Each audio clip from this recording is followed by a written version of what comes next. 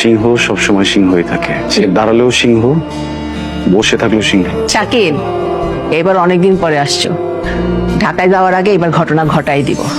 বুঝি নেই ঘটনা মানে তোমরা কি আমাকে তো মারামারি করবো নাকি? আর ঘটনা বুঝিস নাই, তোরে আমরা যুদ্ধে পাঠামু, মানে বিয়ে করামু। প্লিজ মানে আরে হাসতেছো কেন তোমরা? আমার কি বয়স হচ্ছে বিয়ে করাবা? আমি ওর কয়েকবার কইছি, তো আমার কথাই শুনে না।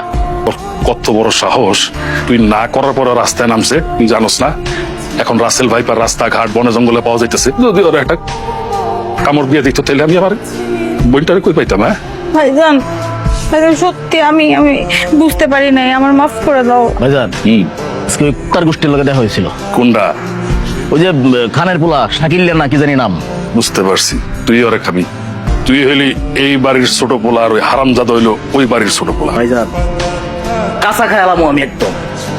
সাব্বাস, এই নইলি কি আর আমার ছোট ভাই? হ্যাঁ সত্য রেখে কি লাভ, বন্ধু বানাই ফেলি চল। আরে এইসব কথা তুই আমারে কইতেছিস কেন? তোর বাপ আর তোর বাইরে যা বুঝা। বুঝাবো সবাই বুঝাবো, সবাই বুঝবে, বুঝছিস? সর্বপ্রথম যাব হচ্ছে গিয়ে খানপাড়ায়, খানবাড়িতে। এখানে গিয়ে মনে কর আমি শান্তি চুক্তির সেই কাগজটা দেবো বলবো যে সিগনেচার করো। তারা যখন সিগনেচার করবে তখন আমি চলে যাবো ওই পাড়ায় চৌধুরী বাড়িতে, যে আবার ওই কাগজটা দিয়ে বলবো আপনারাও সিগনেচার করেন, তারাও সিগনেচার করো, তখন দেখবি সব ঠিক হয়ে গেছে, বুঝছিস? যাবো। হ্যাঁ বল।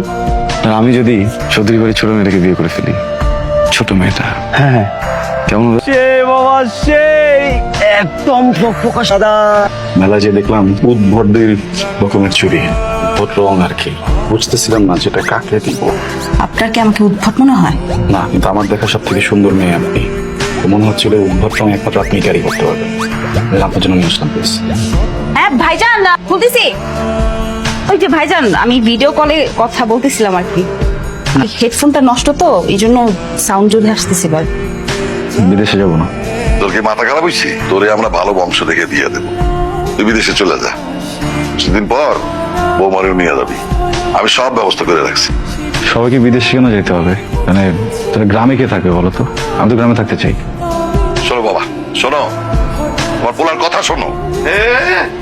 এবারও শত্রুর মধ্যে তুই টিকতে পারবি? তোমরা টিকে আছো না? তোমরা যদি টিকে থাকতে পারো তাহলে আমি টিকে থাকতে পারবো। শোনো, আমি একটা কথা বলি, তোমরা যেরকম ভয় পাচ্ছ যে কোনো সময় শত্রুরা আমাদের উপর অ্যাটাক করবে, ওরাও কিন্তু এরকমই ভয় পায়। ওরাও ভাবে যে আমরা অ্যাটাক করবো। মানে এই ভয়ের জন্য আমি যদি এখান থেকে চলে যাই, ভয় তো কোনদিন শেষ হবে না ভাইয়া। শেষ হবে? হ্যাঁ, তোর এত জ্ঞানের কথা শোনার ইচ্ছা আমার নাই। আমি যেটা বলছি তুই সেটা কর। কেমন আছো তুমি? যেমন রাখছো। তারপর বলো, খবর কত তো? জান, আমাদের হাতে বেশি একটা সময় নেই, বুঝছো? যা করে তাড়াতাড়ি করতে হবে। সেটা তো বুঝতেছি আমিও। নিজেরা যেভাবে বিয়ে করে ফেললাম, দুইটা ফ্যামিলি জীবনও মানবে না। কি হলো? গতকাল রাতে একটু আভাস দিয়েছিলাম। কি বললো? কি বলবে, ওদের তো খুনাখুনি ছাড়া কোনো কথাই নেই। আমার জন্য তো মনে হয় পাত্র দেখতেছে। তাই? ও, আমার জন্য পাত্রী দেখতেছে, বুঝছো? বিয়ে করবো, বিদেশ চলে যাবো, পাত্রী নিয়ে। বিশ্বাস করতে হবে, বিশ্বাস রাখো, আমাকে বিয়েটা করতে দাও, দেখবো যে সব ঠিক হয়ে যাবে। বুঝাইতে পারবি না এই কথা, তুই তোর ভাইরও বুঝাইতে পারবি না, আর অগরও বুঝাইতে পারবি না। ওরা কেউ বুঝার মতন মানুষ না। আমি ছাড়বো না প্রীতিকে, ওকে বিয়ে করবো। তোর এত বড় সাহস, তুই খান বাড়িতে দাঁড়া চৌধুরী বাড়ি মাইয়ার কথা কস? ইতিহাস জানোস না? কোন ইতিহাস? এক ভাই আরেক ভাই ইতিহাস, পুরোটা গ্রামকে জিম্মি করে রাখছো, অত্যাচার করতেছো, ইতিহাস লজ্জা লাগে না? আমার তো লাগে। এই জন্য তোমাদের ইতিহাস জানার আমার কোনো প্রয়োজনই নাই।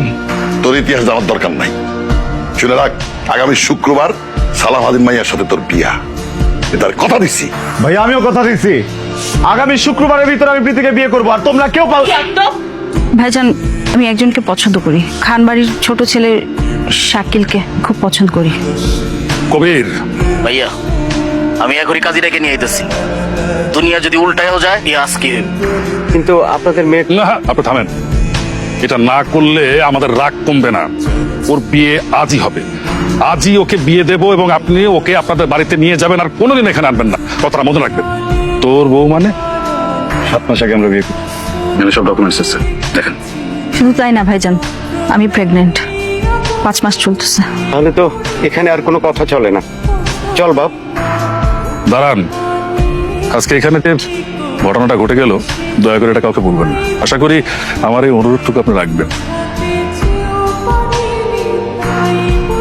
আমার এখন উচিত ছিল তোমাদের